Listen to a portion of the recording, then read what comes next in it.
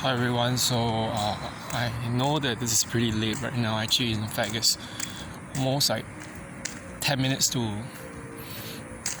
1 a.m. actually, but I can't sleep because the thing is this: I was supposed to actually have a session with like a student around 8.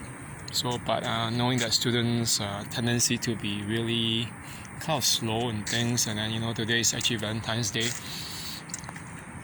I was very tired. I just took a 1 hour nap from 5:30 to 6:30 because I just couldn't do anything. Actually, to be honest, I'll be honest, because this is one of the symptoms of my own stress and anxiety. It's making me really, really tired. I just don't want to do anything. I just sleep, or I feel tired, and I slept from 5:30 to 6:30. And then from then, after that, I was trying to eat some junk food. Yeah, I bought junk food from KFC. And after that, teaching a student, we're doing remote work from 8:30 to 10:30. I should be, hungry enough to eat. But no, I didn't feel like eating. I don't know why. I was tired. I felt very sleepy.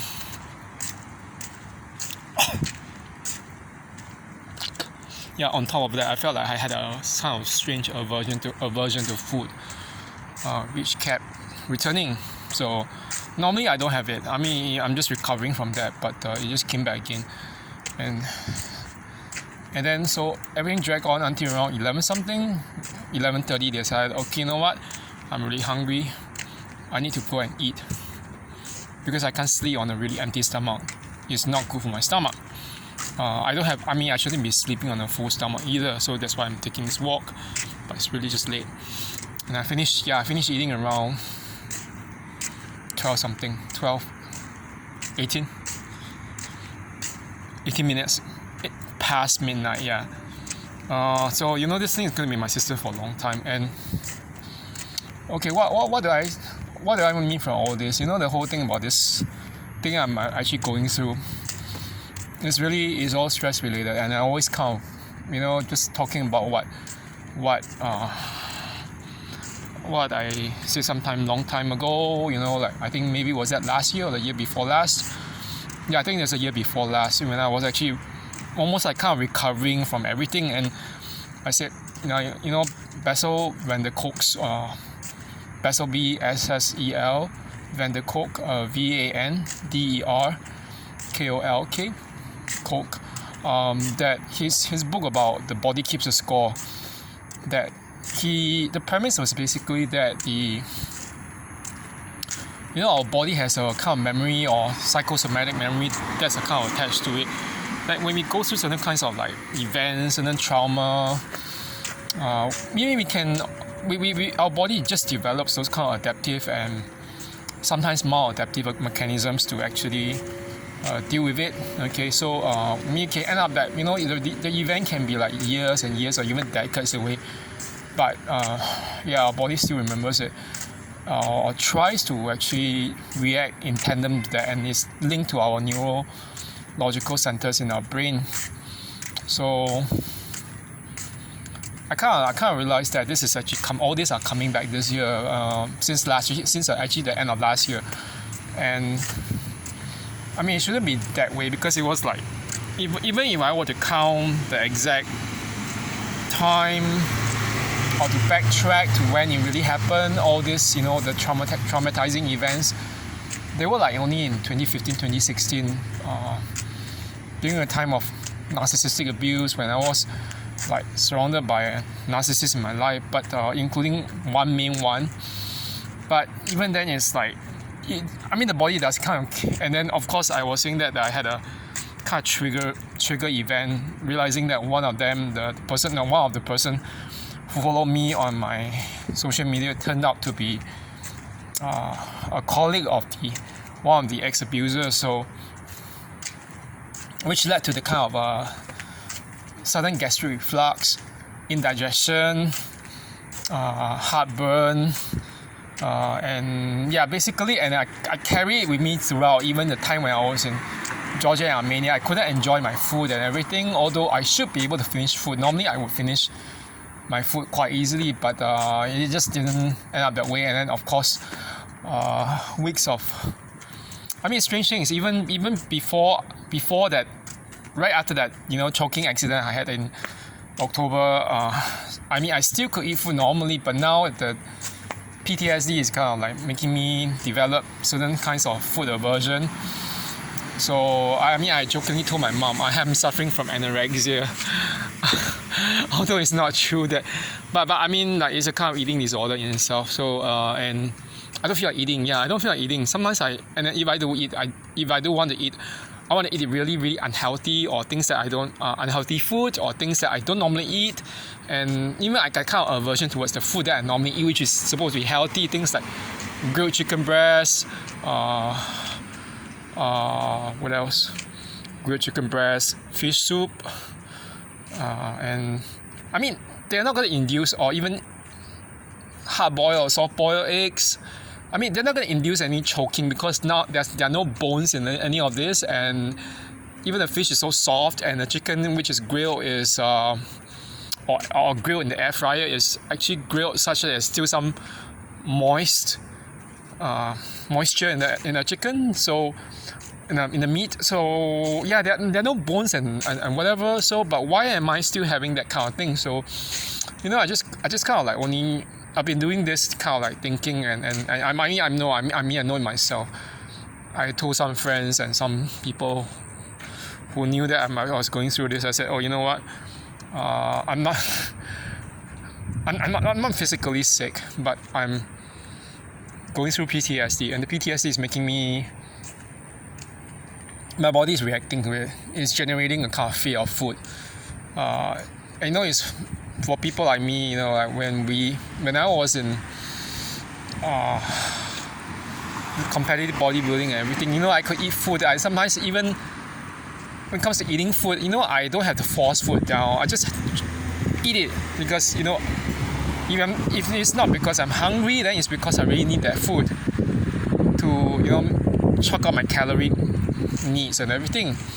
But now I'm going through this, and it's just, it might throw my life into the whole kind of sudden thing where I told my friend, my coach, Rob, I just told him, Rob, I want to go and compete this year, but I don't even know if I'm actually in the right state now in my situation, and I can't even eat properly. I don't want to eat. Yes, I don't want to eat at times. Today is like Valentine's Day, and I kind of realized this. It's like I used to tell people, special days, occasions are always trigger events for empaths, for anyone who has been through all this kind of abuse, or and especially narcissistic abuse, and we just kind of think, why? I mean, even if we don't actually talk about it, like me, I don't talk about it now because I know that my friends who know about it probably wouldn't want me to mention it, whether it's because they're sick or tired of it, or because just that they don't want to listen because they don't think it's good for me to rehash the past. But the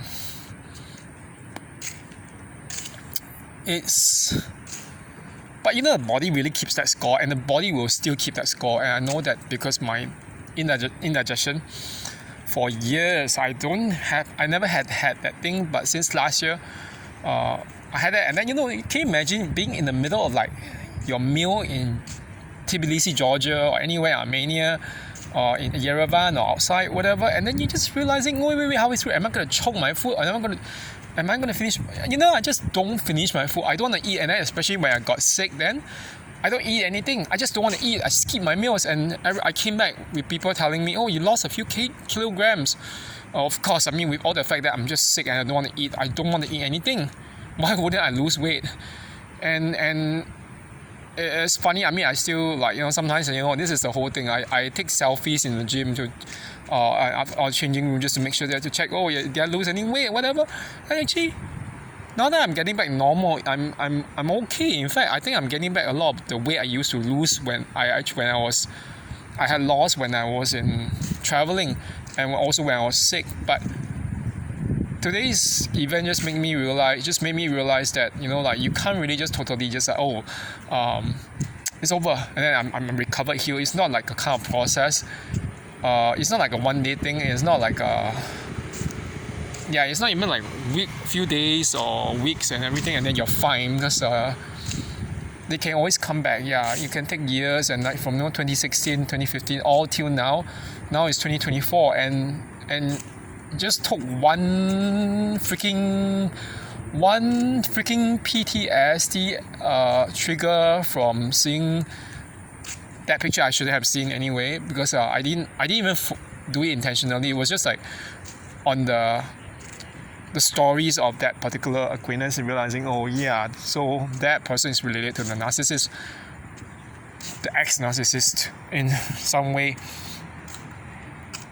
So I think that I know that this is going to take some time for me to resolve, and some people tell me I need to maybe just consider seeing a psychotherapist. I mean, I'm already seeing a psychotherapist, so there's no point trying to go to the doctor or whatever. And yeah, it's all mental. So, but the whole thing is this: I'm kind of realizing this myself. I'm not sure who has gone through this themselves, as people who have lived through kind of abuse or whatever, but who is trying to recover from PTSD. And I know it's one of the symptoms actually.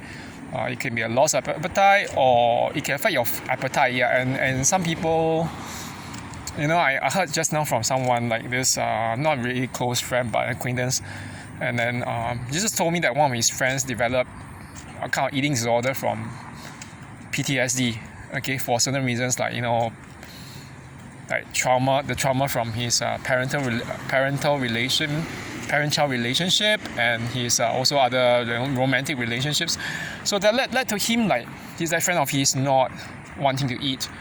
Yeah, and the thing is, like, he doesn't even like develop any kind of vomiting towards food, which is like obviously bulimia, but he told me what his friend did. I mean, the kind of eating disorder was simply just not wanting to eat. So, and I said, the thing with me is that it's not that I don't want to, I don't really like food anyway, after a while, but it's just that I realize I don't vomit. Sometimes I eat the food and halfway through I just spit it out and I don't want to eat it. I don't know why. It's not vomiting, yeah. And it's just like feeling that maybe it's a fear of choking, or maybe it's just a fear of, I don't know what's causing it. And I think I'll realize it's like, is that all this is still PTSD link or PTSD trigger. And then I realized, so you know what? I told myself I'll nurse myself back to health, emotionally and physically, but and I mean I did get back to health recently, like physically, but I know that the emotional bit still needs some tending to, because if I don't get past the emotional bit, it's going to cut into my whole physical state of being as well, my physical state of health, and it's already like causing me to sort of like defer and postpone things like my wanting to get back into competition or whatever, or even doing things like that, or even my workouts. Can you imagine skipping workouts just because you don't feel good, or because you take such a long time to eat? And it's not even because the food is hard. The food isn't hard. That's the one thing. But I just keep on taking a long. I have a fear of eating. Okay, I don't know what's causing it. I need to talk it through eventually with the psychologist, and I don't think medication will help. So honestly, I mean, just now I had my friend back from the Zion Bible Presbyterian Church. That was where I was baptized many years ago. Before I left, what was that? I left in 2005. Yeah, it's more than almost 20 years ago. He kept in touch. He still keeps in touch with me, but he said he didn't understand that I was going through quite a lot of things. But I told him just now, I'm suffering from food aversion. And he said, I think I better go and meet you. I think he probably wants to pray with me for my own healing and everything. So, but yeah, I know that I need to just work on this. And one thing that I can say that I really identified with, and I saw it in that video by JT. He said he has this problem because of choking on water. He said this too shall pass. This thing that he keeps to remind himself, it's pretty much something that I have to actually internalize myself. I know that I can't get past this, and I realize this is so weird that I told some friends, and close acquaintance, or close friends and people I know from the gym. And, I want to do things like, I know even simple things like I want to either perm my hair, color my hair, go to Korea during my birthday month or after, or at least 1 month after that, and then during the relatively warmer months before it starts snowing. I want to just go and travel, for 2 to 3 weeks, maybe 3 weeks if possible, and what else? Do 2 or 3 body profile shots, which is a very popular thing right now in Korea. But the thing is, like, if I'm not in a good state of mind, how can I do all this? I probably can't even plan for it, and I kind of realized that myself. Like yesterday when I was like checking up on the visa, like electronic travel authorization, it's like, we still had to do that actually some time ago. Even if we are exempted from applying for the visa, okay, to travel to Korea as Singaporeans, or as long as we are within the list of 22 countries. But that aside, and then I just found yesterday, it's actually being removed. We don't have to even apply for the KETA, which is the electronic travel authorization. It's like a part of the whole plan of encouraging Travel Korea year, which is actually starting from 2023 to 2024, meaning this year.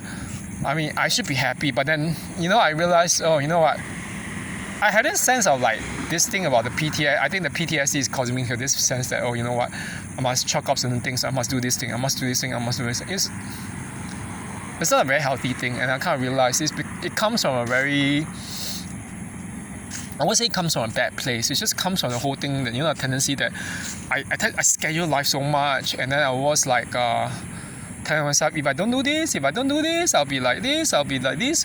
There's a kind of like correlation of like failure to do something, which is actually good, as basically a sense that I'm a failure, or that I simply have not done it.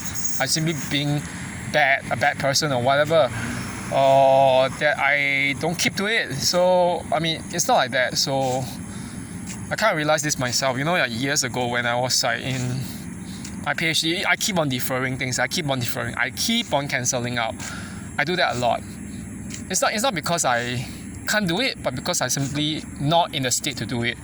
For example, when I was supposed to take part in the Fame show, that was years ago, when it was still around, the Fame bodybuilding show.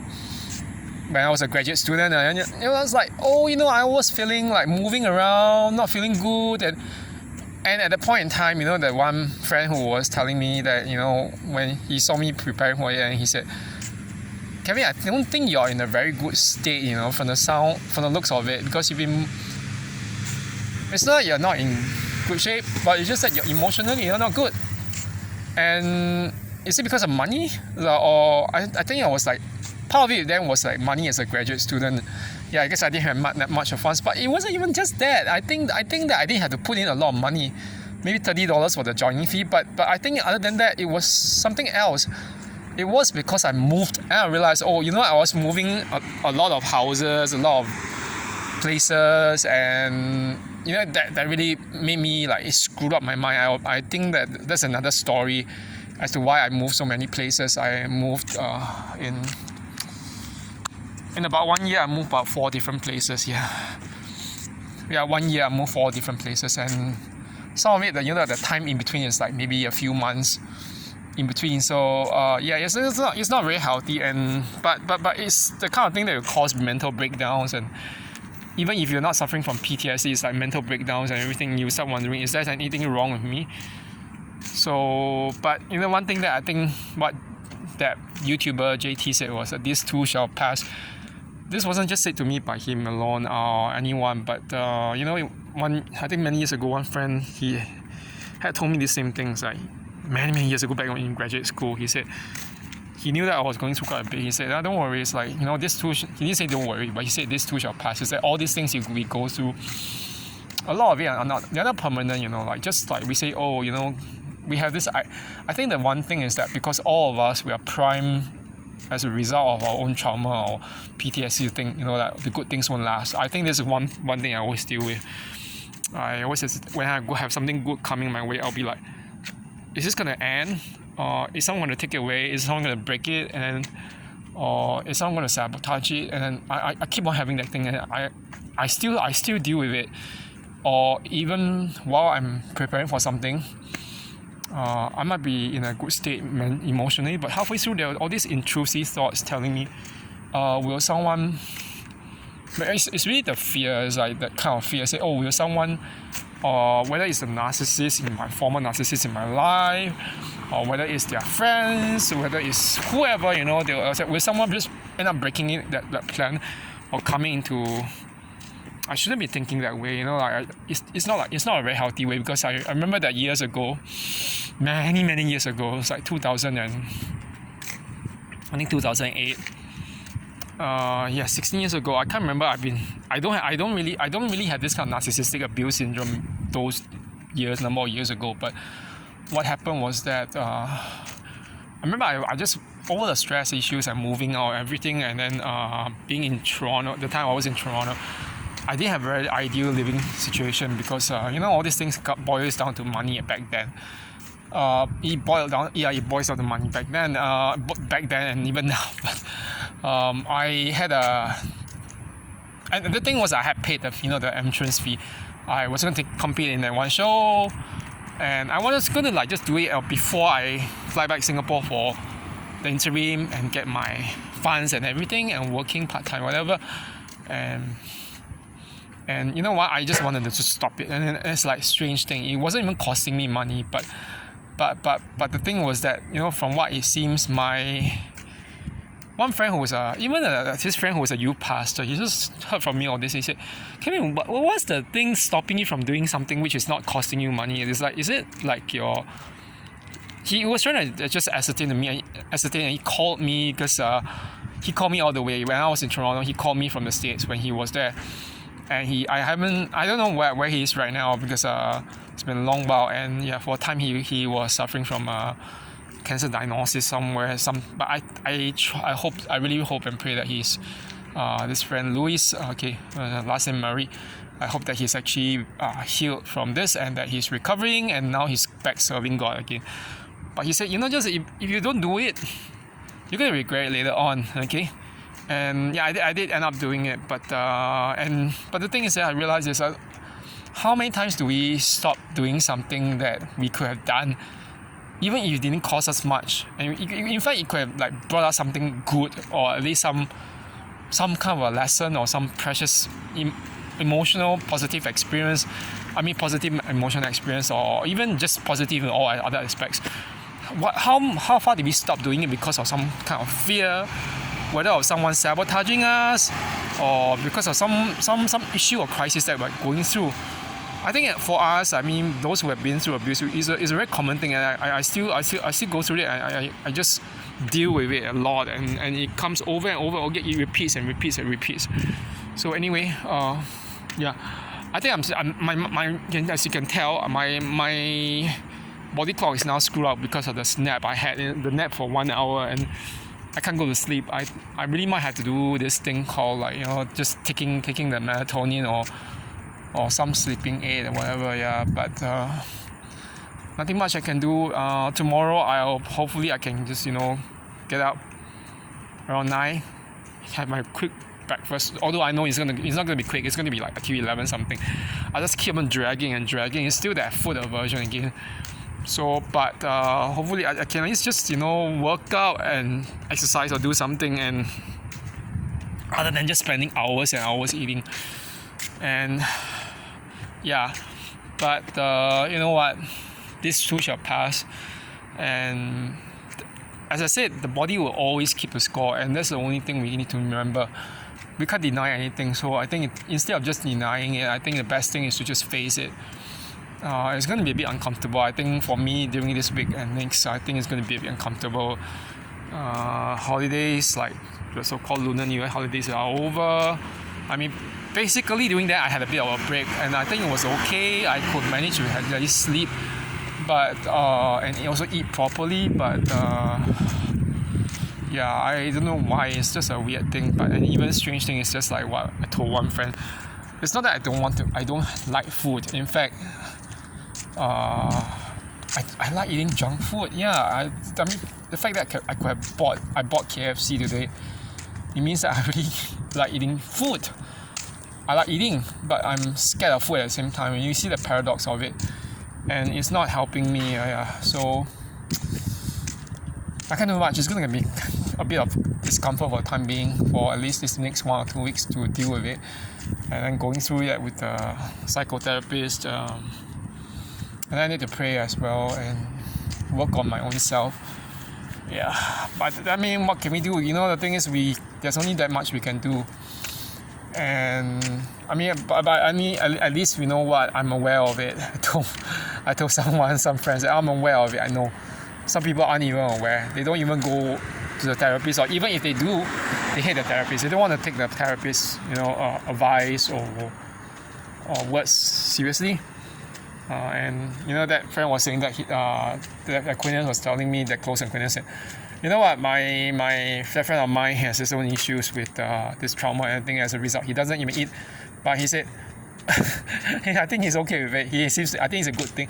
I was like, what? How is it good? I said, you lose weight, but I think maybe because that acquaintance is a bit, he's quite really fat, so I mean, no offense to him, but he's a very nice guy. He's a Christian, so he just said, you know what? I mean, at least he's saying that his friend could have lost his weight and whatever.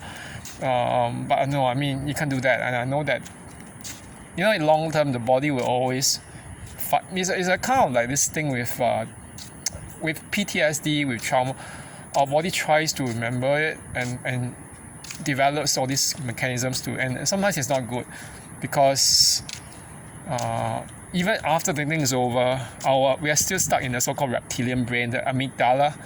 Yeah, the amygdala is the one that keeps on registering. So we are always constantly living in a perpetual present, as if the event or the thing that triggered that response is still around, although it's not. So yeah, anyway, that's me rambling on and on about the PTSD.